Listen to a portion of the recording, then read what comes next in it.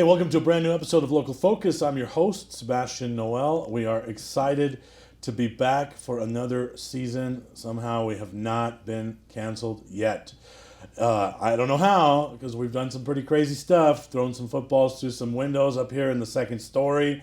But here we are, another season off and rolling.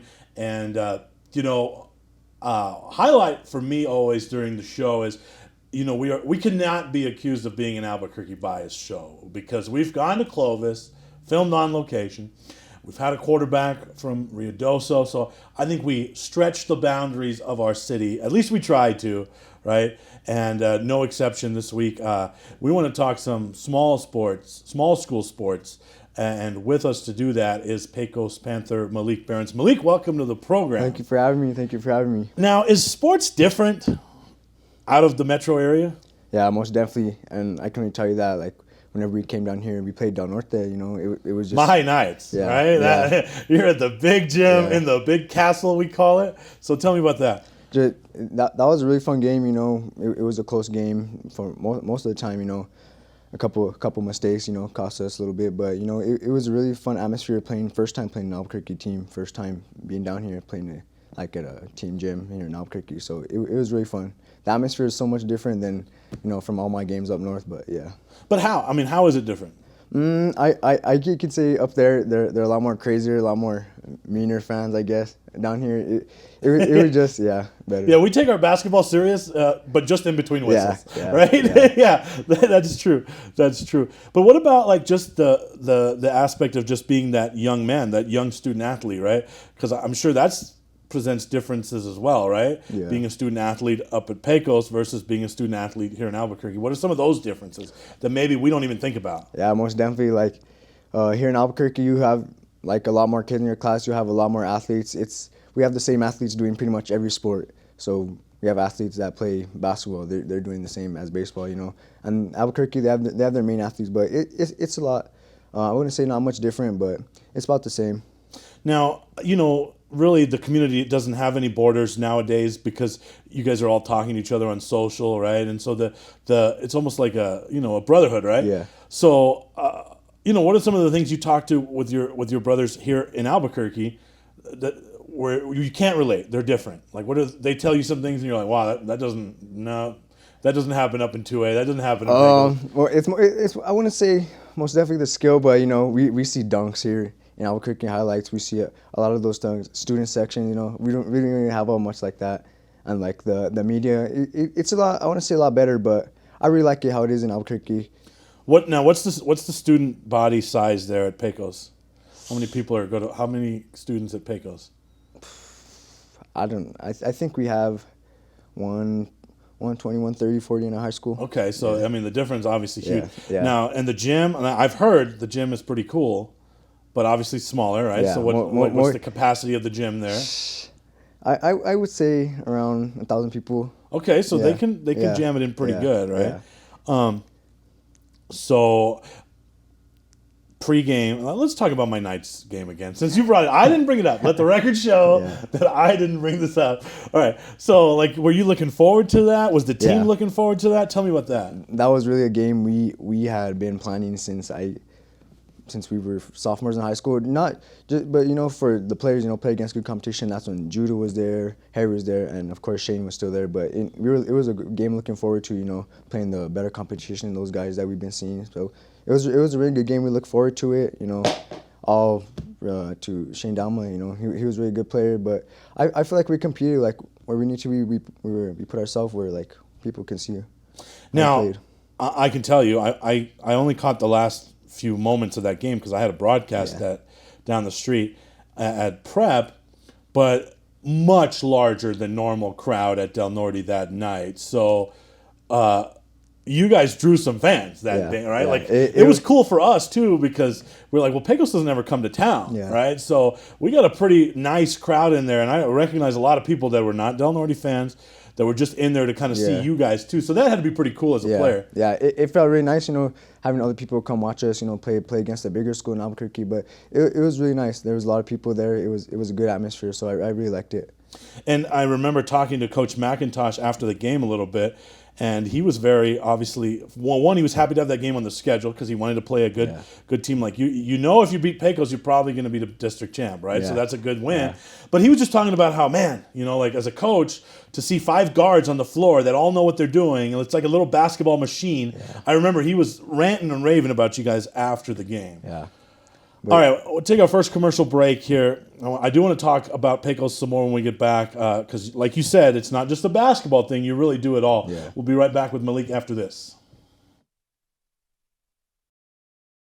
We would like to thank the following sponsors for making this broadcast possible. Well, I'm going to the frontier, walk up to the cashier, order up a root beer and a number 1. Cover it with green stuff, 1 scoop is not enough. Find a booth is real tough, back by the Duke.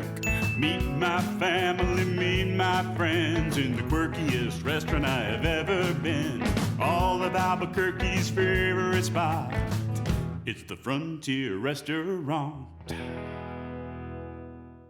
Don't sacrifice quality of flavor when you're in a hurry.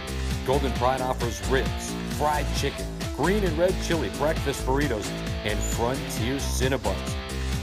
4 great locations, or visit us online at goldenpride@abq.com.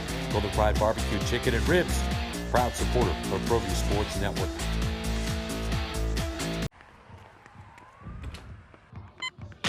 These are more than just the sounds of a safe place to go after school. These are the sounds of interest being ignited and of mentors making an impact. At Boys and Girls Clubs, we don't do just one thing. We do whatever it takes to meet the needs of every kid who comes through those doors. Because whatever it takes is what it takes to build great futures. Great futures start here.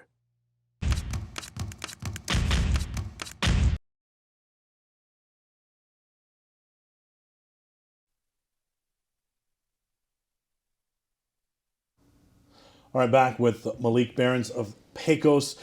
We were talking about just kind of that small school versus larger school comparison in the first segment, but then I want to talk about Pecos some more now. Like that small school, that small community environment, I think it's pretty cool. I've gotten the privilege of doing some games at Eunice, places like that, and they love their sports. So like when you grow up in the village, is that what everyone wants to do? Like you want to represent the school? Talk about that. Yeah, most definitely. Since we were in elementary school, me and all my friends, we had looked up to be, the top basketball players, state champs, best basketball players. For everyone to look at, when we were older, because that's what we had looked up to. Track runners too, cross country runners too. So, is it? Now forgive my ignorance, but is it one of those things in the community? Like, for example, Artesia, right? In Artesia, everyone has their mailbox painted orange and all that nonsense, right? Because it's Bulldogs, right? Is it like that in Pecos as well, where it's Panthers? Like, what's the vibe in the community? Most definitely, you see a lot of green and gold, but it's not painted on people's houses and nothing like that. There's a couple of murals, you see a lot like that, but yeah, not really like that. But that's similar, right? Yeah. So it's definitely woven into the fabric when you're growing up, right? Yeah. So tell me about what other sports you played, or all the sports you played, and when you started them at a young age. Well, I started playing off basketball when I was in first grade, but before that I had done football in kindergarten. So we don't have a high school football team, middle school football team, anything like that. So it's YAFO and then you're onto basketball, right? Onto the running sports. So I started off in elementary school. After that, I've been playing basketball ever since then. In middle school, we had a really good team, young team. We'd always been playing up, because we didn't have in some schools in Santa Fe, 6th grade is considered elementary, so I don't know here. So we'd be playing up 7th grade, and then a couple of us, we moved up from 8th grade to the JV. So I've been playing just basketball, high school sports pretty much my whole life, and it's been really fun. So football, how many years was that? I played 1 year in kindergarten, took a break from first grade all the way to 4th grade, played again in 5th grade. Okay. And then after that, then it was strictly. I think kindergarten football is the best. Like when the helmets and the heads Huge. are bigger than the rest of the body, and I'll broadcast some Yaffle, and I'm thinking like, well, why is he still standing? His head's so big, the helmet's so big, and it defies physics, right? But it's the coolest thing. at that age. All right, but you do all the running sports too. You talked about that. That's huge up in Pecos, right? So talk about that. Well, I've done cross country my 6th grade year. You know, my brother, my older brother, he's a cross country state champ. So, you know, I tried doing that. It wasn't for me. So what wasn't for you about it? The long distance, you know, I'm more of a sprinter. So I went to track, you know. Track is what I've really been focusing on since in my running. So, but then this past year, I just said, you know what, heck with it. And I joined cross country for my last senior year. So it was pretty fun, you know. The boys, they were state champs, so it was good. But yeah. What prep and what work goes into that season, the track season, that's different than the work you'd put in for the basketball season? I would say the off season, primarily because we started pretty much right after, not anymore, but basketball, you start right in May, you start right in June, you get into it right after you finish, you know. And individually, I would go down to the track, but, you know, as a team, we don't really have a team off season for track, so the off season would kind of be individual work. So that's why I say with the preparation and work, what the difference is. But like I'm super dopey when it comes to track and field, all right? So you got to educate me, like, because like to the average dope like me, track and field is just running. Oh, right, yeah, and there's a lot more to it than that, right? Yeah. So that's what, like, how do you develop the skill set, the starts, and all that? Because you do relays as well, right? Yeah. So the exchange, the starts, coming out of the blocks, all that stuff. Like, how does that develop? I mean, you really got to find your focus. You have to find what you really want to do. You know, for me, I'm a hurdler, and then I do the relays too. So, you know, we really practice on exchange. Once you get it perfect, you know, you can't go too far in front of him when you're exchanging it. You know, the baton has to be perfect. So it just takes a lot of practice. You know, if you really want to get it right. So what does the perfect exchange look like? He sees you coming. There's your mark right there. He takes off on the mark. Perfect. I like how you said he sees you coming because you know you're running first because you're Yeah. so fast. Right? Okay. So he sees you coming. All right. So go ahead. Pick it up from there. He sees you coming. So and then you'll see your mark whenever. That's when you'll take off. Once he hits that certain mark, you'll take off. He's still going full speed. Just put your hands back. Smooth. So. Sounds easy. Yeah. But it can't Yeah. be. No. And then there's a lot of bad exchanges too. You know, drop batons and all that stuff. So, Right. yeah. So how do you work on just exchanges? I mean, I'm sure that's something you guys work on, right, during season? That's pretty. With the relays, you don't really run your leg. It's pretty much you work on the handoff itself, and then the running goes in right at the race. So is it as simple as, again, forgive my ignorance on this topic, but during the season, is it literally that's what you're practicing? Just reps and reps and reps of exchanges? What does that look like on the practice pretty field much at Pecos? For that, and then we always do our workout days. You know, for me, I'm a hurdler, so I'll do my 300 meter hurdle workout, and then my 110 hurdle workout, or block starts, or that be 60 meter flies, stuff like that. You know, it's just a lot of different things to get your legs stronger, technique. Just things like that. So the start, you talked about the start. Yeah. And that's huge, right? So is that something that you, like, do you work on the whole race, or do you just work on the starts over and over and over and over? It's pretty much starts and you're over and over. That's how for like the 110 hurdles, I run the 110 hurdles. What I really practiced a lot was my first hurdle approach from the blocks, you know, get out, do my first hurdles, you know, and then you have to get your feet right, get your hands right, you know, be set, be ready, so.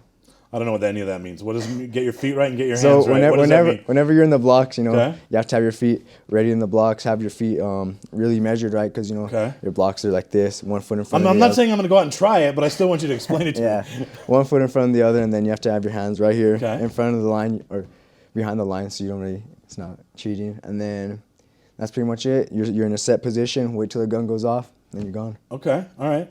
And so, I mean, obviously there's the other part of that that's just all the weight room work and all that, right? Yeah. But I've always wondered about the starts and all that stuff. What else? I mean, what else do you go? I mean, okay, you mentioned hurdles. So what else goes into preparing That for hurdles? really it's really technique for what really helped me. I'd been practicing my technique a lot because that had really helped me become like a great hurdler.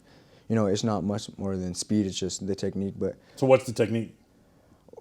what I really like to do, you know, just go sprint down, head over, and just glide over the hurdles. Could you hurdle this desk right now? We're not going to do it, but I'm just asking. If I don't know speed, yeah. Okay, Yeah. so all right. If this was the hurdle, so what's the approach and what's the technique to hurdling this desk? Or really step forward with your leg, just glide over it. Okay. One leg in front of the other, head over. All right. And so let me ask you this: as a track and field guy, like, is the Olympics like a huge thing for you? Do you watch that religiously? Do you watch college track and field, or are you just kind of doing your own thing? How does that work? College track is what I really try to tune into, because it's a lot kind of closer to my age when I'm going to be going to college.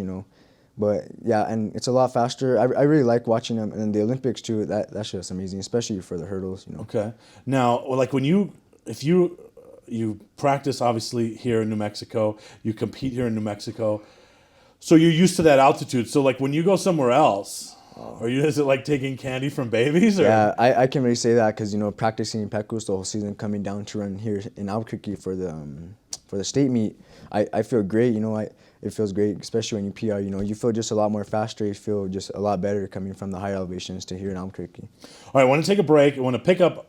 Perfect segue. You might have a future in television. I want to talk about your PRs and this year's meet when we get back. We would like to thank the following sponsors for making this broadcast possible.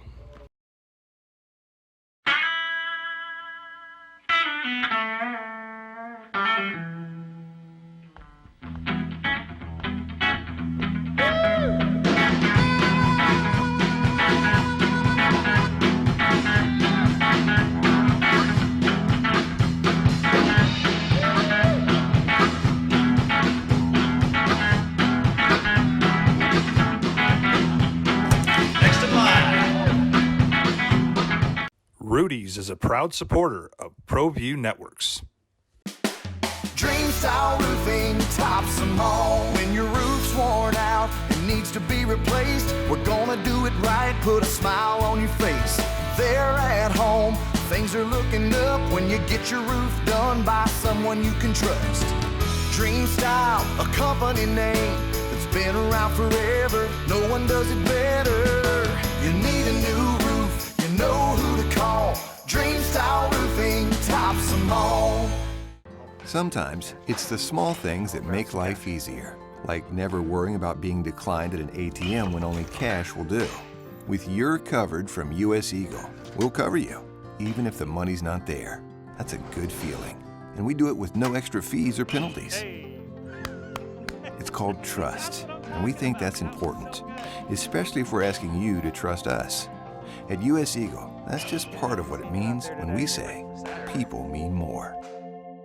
I'm Rachel Malik from St. Felix Pantry. We've provided groceries to those in need since 1992, and we rely on community to make this happen.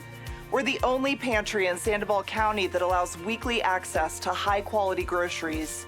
Our only requirement for anyone to receive food is to be a New Mexico resident. We've never left anyone empty-handed. PNM helps make it possible with a grant from PNM shareholders. Thank you, PNM, for helping us help others. PNM are proud supporters of Proview Sports.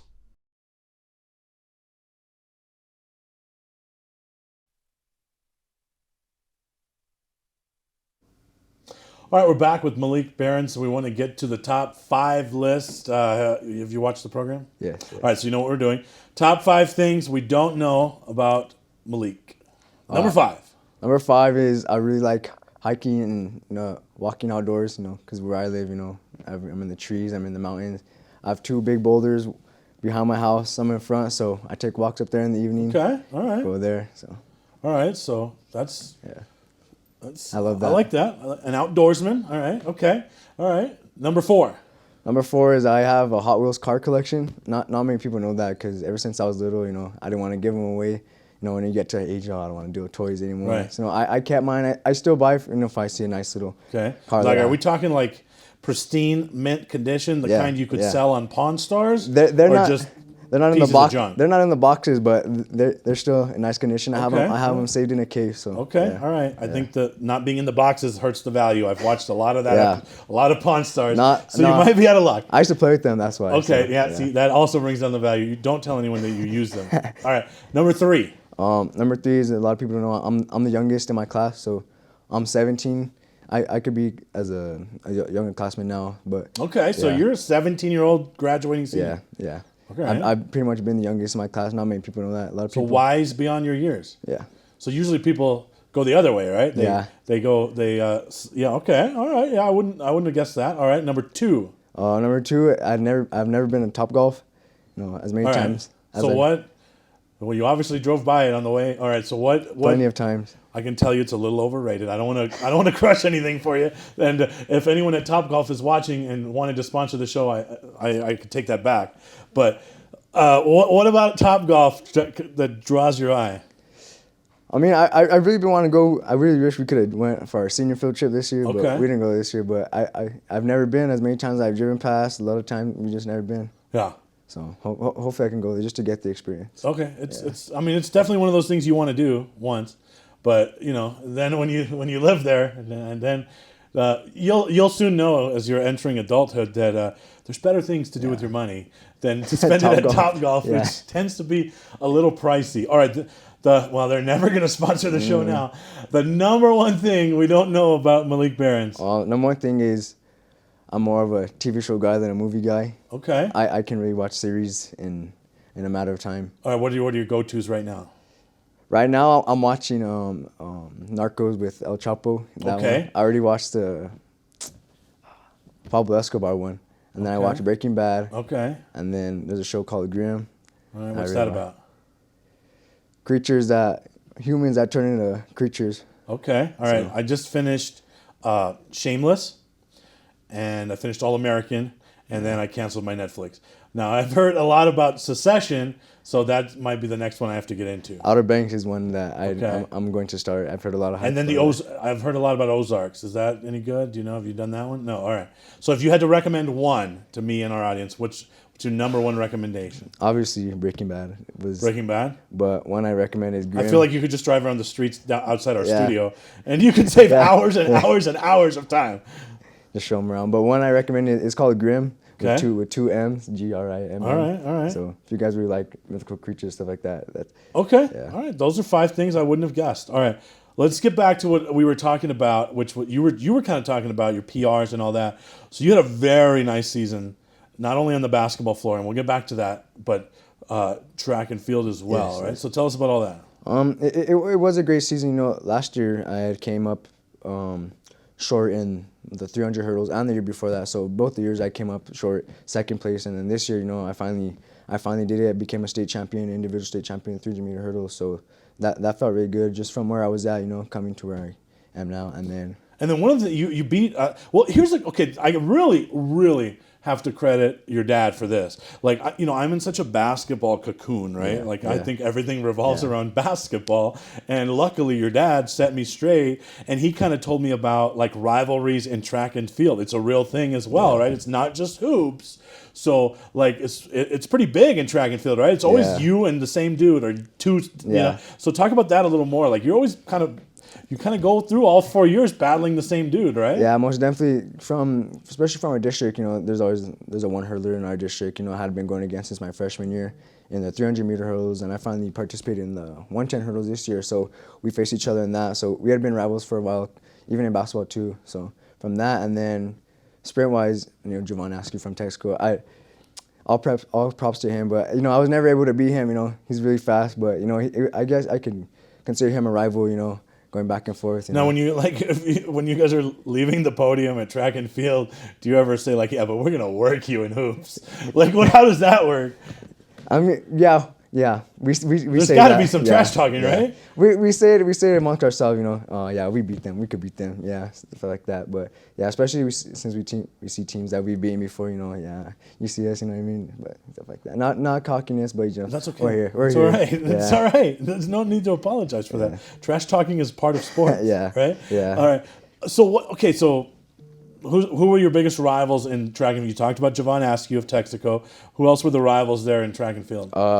Nathaniel Martinez from Escalante, he's a state champion in the 110-meter hurdle, so I'll props to him too. And then Andres, and then I had a rival past couple years. He was from Hagerman. He had beat me in the 300-meter hurdle, so he had graduated. So I took my place in as a state champion in the hurdle, so I was able to do that. So those 3 guys. All right. And then, of course, we talk about hoops. So the rivalry in hoops. What's that? Who's the rival in hoops? If you guys even have one. There's a lot. our game in Santa Rosa is always a rivalry game. That one, Texaco most definitely. We played Clayton really tough they played us really tough this year. And then one I really like to say was Robertson. That was a really heated rivalry game right there, I can say. Yeah. So a lot of those are kind of Robertson, obviously that's up there with you guys, up there up north. What about that year or two where you guys played Magdalena? Was that pretty? Because you were at the top of your game, they were at the top of their game. Actually, I wanted to make one of those games, and then it got snowed out, and then it just got so messed up. So what was that like? Because that was two powerhouses. As a fan then, I was a freshman then, just, really wanting that game. Canceled the first time, all right, we'll wait till a couple weeks. The day it happens, it gets canceled again, to this day, we really sure it happened. And then when it did happen, no fans. So it was fun, but to experience that. Texaco's always pretty, like, they're there, right? Like, so that's a big rivalry. Yeah. First of all, the first time you ever drove to Texaco, what did you think that smell was when you drove into Texaco? Well, one of the coaches when he had there, she said it was the smell of money. So, yeah, that's what they say. It's the smell of money. I didn't really like it, not to where we're from. So. Right? And so, basketball-wise, obviously that you faced them this year, right? Yes. So talk about that. I mean, getting to play them at the Pit, how big is that? Well, Texaco, they were a really good team. Like Javon asked you them, they were a good team. Going down there, it's always hard to play them down there because it's hard to play any team at home. They get that. And when a blue blood like a Texaco or those other places, when they stand in your way of playing at the Pit, right? Like that, you have to go through them. That's huge, right? Yeah, most definitely. Like for the district championship, it was a hard game against them. It was pretty much a set view of state. The competition we're going to be seeing at state. We've already played them 2 times before, so it was just getting us ready for those moments. All right. In our last couple of moments here, so what's the total medal count? Like you got a bunch, right? I gotta imagine like your senior photo has to be like just everywhere, right? Well, the ones I took before track state, so I only had 8 then. Now I have 12. 12? Yeah. Wow. All right. Lastly, we have a picture here. We were talking earlier about Yaffle and giant heads on little bodies. Do you remember that picture? Yeah, I do. That was when I very first played football in kindergarten. And was that the day you decided basketball was your future? Yeah, I don't want to look like that anymore. Hey man, we really appreciate you coming in and taking the trip. I know it's not just right next door, so thank you so much for coming in. Definitely, thank you. And thank you for watching, everyone, and good night.